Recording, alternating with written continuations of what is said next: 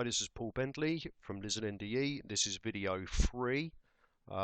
We have now adjusted the probe, we have taken a scan, we've made some small adjustments to the constant settings up here, and we've tweaked some of the zoom here, digital zoom, to make the signal a little bit clearer and a little bit easier to identify.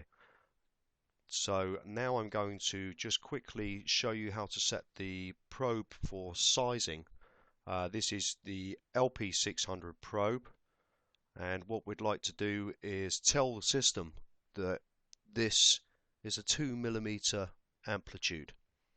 So if I click into sizing, now the difference with the Lizard system as opposed to other systems on the market is that in order to generate the depth information from the data, we do not need to know the length of the defect. Now this is different to other AC field measurement suppliers.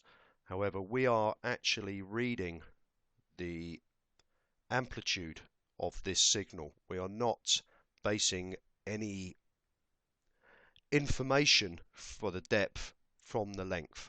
So this being a calibration setup, all we're going to do is actually tell the system the amplitude is equal to 2mm. As if you remember, the video 1 showed me taking the scan over the LK100 functionality plates, the calibration plates. That has an EDM slots all of 2mm deep.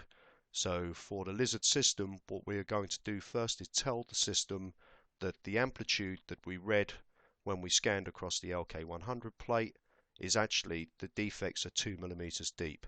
So to do that, we don't need to worry about this length section. We only need to worry about the depth. So it's very quick, very easy. On here we have a baseline.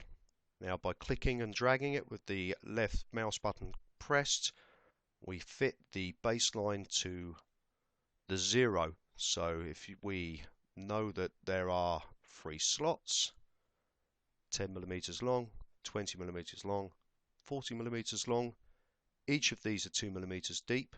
So what we are trying to do is set a baseline across the 0. Okay, let's say around there. Now I click this set baseline button.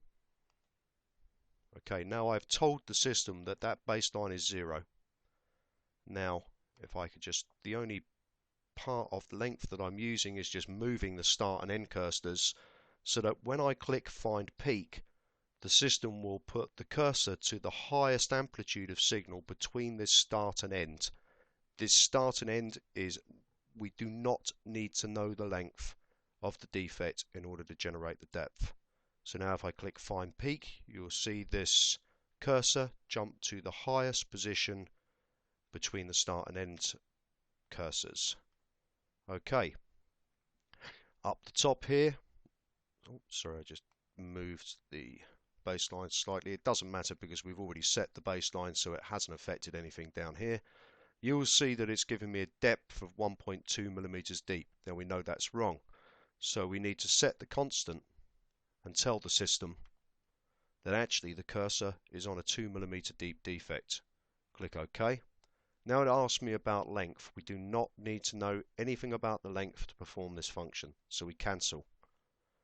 Now the system has recalculated and now tells me that the cursor is at a 2mm depth.